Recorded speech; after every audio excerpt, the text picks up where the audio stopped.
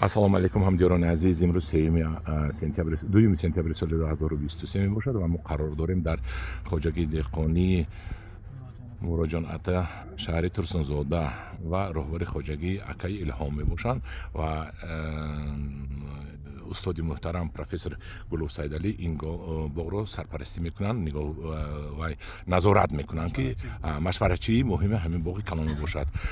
Илҳомҷон, ин боғ дар чанд гектар аст? 32 гектар аст.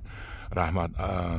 муаллимҷон, устоди бузург, шумо дар бораи ҳамин боғ як 4 сухан мухтасар мегуфтед. Кай сохтанд, чӣ намуд ҳаст, чӣ сорт ҳаст, чанд кило мебандад, чанд кило дар назар аст? Умуман чизе ки шумо медонед ҳамин дар бораи халқ гап занед ки чормағз парвариро дар ҷумҳурӣ мо ривоҷ диҳем ва технологияшро як мегуфтед. Илтимос. имрӯз бояд гӯем ки чормағз парварӣ ин яке аз соҳаҳои муҳими соҳаи боғпарварӣ аст. Ба хотири он ки имрӯз барои истифода бурдани доманакӯҳҳо, он заминҳое ки имрӯз бекорховида аст, заминҳо барои чормағзпарварӣ хеле мувофиқ мебошанд. Чунки заминҳои обӣ, заминҳое ки нисбатан нами таъмин ҳастанд, аллакай банд шуда ҳастанд.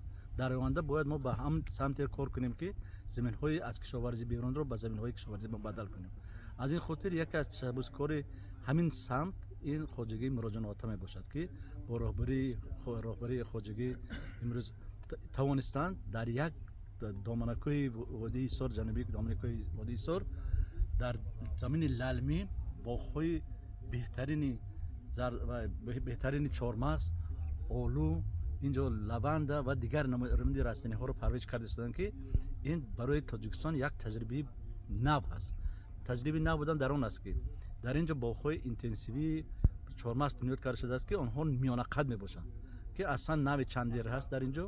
ҳам навҳои гарзолаткунандаам чунон дига ҳастанд. аз рӯи схеми 6x6 ки тахминан 277 дарахт дар як гектар ҷойгир шудагӣ аст ва он аллакай соли панҷум аст ки парвариш карда мешавад. дар инҷо тамоми технологияи парвариши чормағз мувофиқи талаботи агротехнологӣ бароҳ монда шудааст. чиро дар назар дорам? пеш аз ҳама истифодабарии обёрии қатрагӣ, пурра обҳои ба воситаи қатрагӣ ҳаст, истифода бурда мешавад. дуюм проблеме ки дар инҷо ҳал шудааст, тамоми ғизодиҳӣ ба воситаи истифода бурда мешавад, ба воситаи обёрӣ дода мешавад, яъне дар шакли маҳлул, ҳам макроэлементҳо, ҳам микроэлементҳо. тамоми коркарди байни қаторҳо, мубориза зидди зараррасонҳо ва касалиҳо, тамоми равандҳои технологӣ ба воситаи техника гузаронда мешавад. технология пешқадам ба инҷо роҳ монда шудааст. истифода бари қувваи кори таҳҷоие ки дар инҷо даҳҳо нафар хонаводаҳо дар инҷо кор мекунанд, маблағ мегиранд, зиндагиро пеш мебаранд ва яке аз таҷрибаҳои пешқадими Тоҷикистон мебошад. гуфтан зарур аст ки аллакай соли сеюм аст ки аллакай ба ҳосил даромадагӣ аст. ҳар сол ҳосилнокӣ зиёд гашта истодааст. потенсиали онҳо бояд дар як боғ, агар мо дар шакли миёнақад шакл дарорем, дар ҳар як гектар бояд ҳар як дарахт бояд 20-25 килограмм ба ҳисоби мона мева диҳад. ба хотири чӣ? Ба хотири он ки бояд мо меваро ҳамон қадре монем ки зиёд набошад, чунки дар ҳолати зиёд мондан онҳо меваҳо хурд мешаванд. яъне сифати онҳо паст мешавад, яъне талаботҳои маркетингӣ ҷавобгӯ намешавад. аз ин хотир мо бояд ҳамин тавр монем ки ҳам андозаи он, ҳам лаззати он, ҳам сифати он бояд хуб бошад. дар инҷо дар ин технология дар ҳамин чиз равона карда шудааст. тамоми коргарони инҷо аллакай бо дастгирии донишгоҳи аграрии Тоҷикистон аз такмили ихтисос гузаштанд. 11 нафар ҳам бригадирҳо, ҳам роҳбарҳо, ҳам агрономҳо, технологҳо бо иштироки устодони донишгоҳи аграрии Тоҷикистон аз такмили ихтисос гузашта онҳо сертификатҳои боғпарварӣ дода шуданд. яъне дар инҷо мутахассисо кор мекунанд. бояд дар ҳамин тамоми боғҳо ҳам дигар ҳам бояд мутахассис бояд ҳатман аз такмили ихтисос гузарад. худомӯзию худ тахникунӣ ба хатогиҳо, ба иштибоҳҳои орда мерасонад ки чунки дар оянда ислоҳи он мушкил мегардад. дар як сол инҷо ҳам коркарди барои муқобили зидди зараррасонӣ ва касалиҳо, ҳам коркарди зимистона гузаронда мешавад. ҳам пеш аз зимистон, аввали зимистон ва дар худи мобайни зимистон, пеш аз нашнамои онҳо коркарди зимистон муқобили ҳашароти касалиҳое ки дар дарахт хоб ҳастанд, дар зери хок хоб ҳастанд, дар зери баргу дигар чиро мубориза бурда мешавад. ва боз дар вақти пайдо шудани ин ё он намуди ҳашароти касалӣ барои пешгирӣ кардан бо тари профилактикӣ истифода бурда мешавад. на он ки дарахт пура касал шавад нобуд шавад баъд кор кунем бо тари пешгирӣ барои пешгирӣ кардан бо профилактикӣ истифода буд мешавад.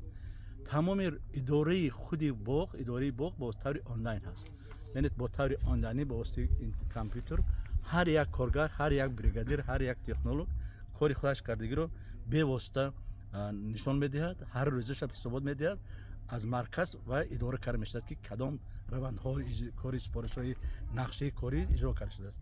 дар аввали соли оғози сол нақшаи корӣ гузаронда мешавад бо роҳбари хоҷагии ҳамин ҷо Илҳомҷон нақшаи корӣ карда мешавад ки дар ин нақшаи корӣ тамоми равандҳои агротехнологӣ дида муҳлат ба муҳлат вақт ба вақт нависта шудааст ва дар асоси ҳамин чорабинӣ тамоми равандҳо иҷро карда мешавад. имрӯз мана боғҳо қариб ки баъди ягон 1 моҳ чормағз пухта мерасад, аллаки олу пухта расад, ҷамъовариро оғоз карда ҳастанд ва дигар зироатҳое ки оянда барои Тоҷикистон зарур аст дар инҷо санҷиш гузаронда шудааст. хубии инҳо дар он аст ки онҳо бевосита бо мутахассисони олимони соҳа ҳамкорӣ доранд ва дар якҷоягӣ барои пеш рафтану баланд бардоштани маҳсулоти онҳо заҳмат мекашанд.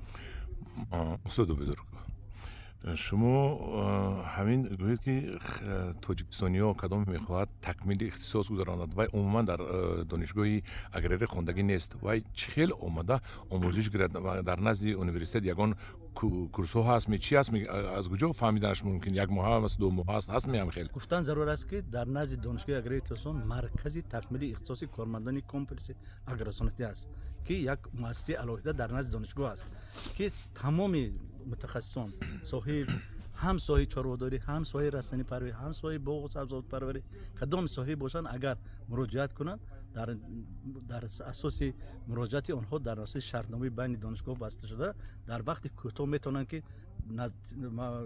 такмили ихтисоси назариро дар худи донишгоҳ, такмили ихтисоси амалиро дар худи боғҳои пешқадими ҷумҳурӣ гузаронанд ва онҳо метавонанд сертификати мутахассис дар ин ҳам дода шавад. раҳмат ба шумо.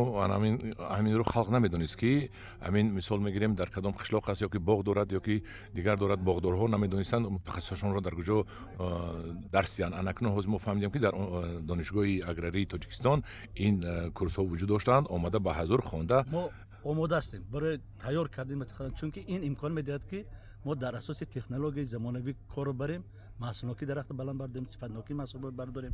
ҳосилноки маҳсулноки баланд шуд, иқтидори содироти кишвар баланд мешавад. ин ба манфиати кор аст. бо як савол дига устодҷон, шумо агар ба монанди ман ҳамин ака Илҳом ва роҳбари калони ҳамин хоҷагӣ ки шумо хотим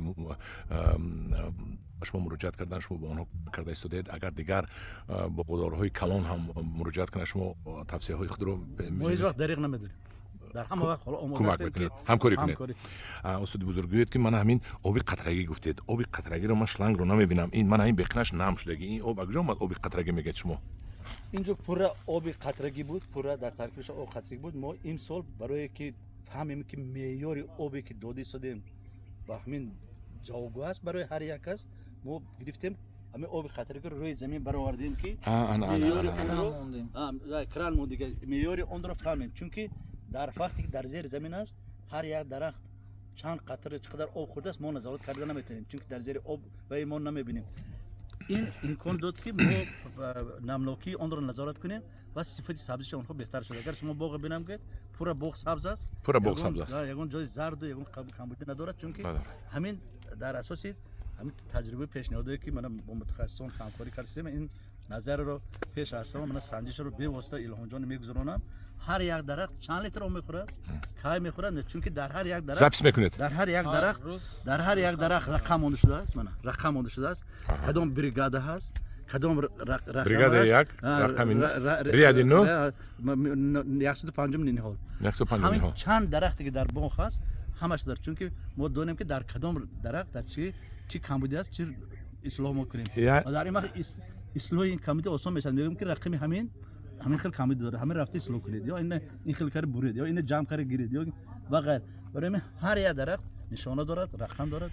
яъне ки муаллимҷон, шумо гуфтанӣ ҳастед ки кадоме боғ кунад, боғҳои калон кунад. агар боғҳои ҳамин лаҳҷаи вай гӯем, лаҳҷаи қишлоқи када гӯем, ҳайдавакӣ, боғҳои ҳамин ҳайдавакӣ накунаду боғҳои аз ҷиҳати технология савримӣ мекунад.